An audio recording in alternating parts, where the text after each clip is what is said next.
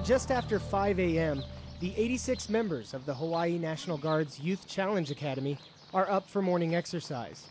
As the sun rises, so does another day in their 22-week voluntary stay on Barbers Point, a former Hawaii naval base.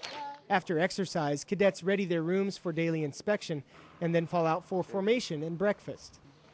The goal of the Youth Challenge program is to provide 16 to 18-year-olds, many of whom are dropouts and former drug abusers, with skills they need to lead productive lives. They apply to the academy and agree to abide by its strict rules while studying to pass the General Education Development Test. Passing that exam fulfills the requirements for high school graduation in the state of Hawaii.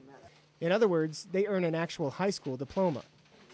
The cadets have experienced trouble in their lives that precluded them from graduating on time or from conventional schools, usually the result of drug abuse or negligent parenting.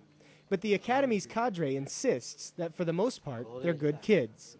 A lot of kids, when I go to the high school and I do recruiting, they'll say, oh, that's the place for bad kids, or I heard that only naughty kids belong there. And no, it's not.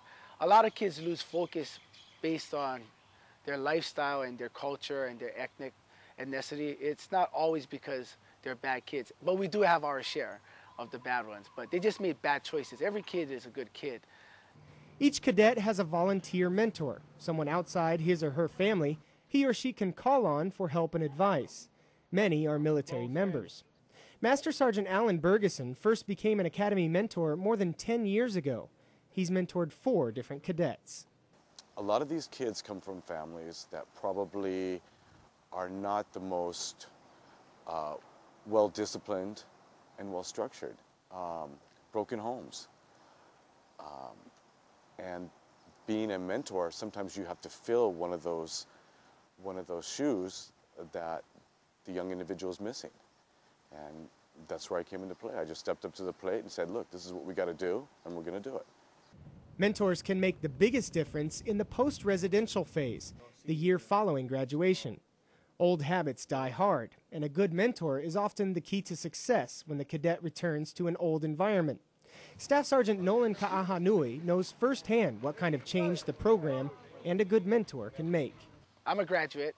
I graduated from their second class, 95-2. I came in here because I was a naughty kid. The program was just starting, and they were saying, I want you to try this program, and if you complete it, then I'll sign you off for probation and stuff like that. So I came to the program thinking, okay, 5.5 months, I can do it, duck soup. But then it was an eye-opener, it changed my life. Master Sergeant Bergeson was his mentor. We still keep in close contact. Now we work kind of together. And sometimes I think I'm the mentor. Oh, really? And I think that's how it's supposed to be, though, right? Yeah. Now that Sergeant Ka'ahanui is a member of the Hawaii Air National Guard and part of the Academy's cadre, he oversees his own group of cadets. Cadets that are a lot like he was long ago. So we only can equip them with tools and try to build up their character and stuff, right? But you're exactly right. The challenge is when they go back home. Every staff member here feels like a parent. We feel like a father and mother, an auntie, an uncle, a cousin, a brother and a sister. That makes our job tough. Before I came here, I never thought about what I was going to do, 5 years from now, 10 years from now. It was just, what am I going to do tomorrow, or what am I going to do later today, And coming here, it helped me think of the big picture and what kind of person I want to be, what I want to do with my life. It's very difficult to allow us to be effective in our job and at the same time give them the feeling of us being their mother and their father, their brother or sister, and just being a good friend to them. I make better decisions and I make more careful decisions about where I want to go and what I want to do. I'll think about it, but before it was just, oh, I want to do this just because it sounds fun. But it definitely makes me want to do something with my life. The program really gave me a new life.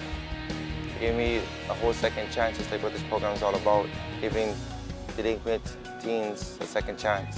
That's what it did for me. And I would recommend this to anybody to just come to this program. the challenges when they go back home.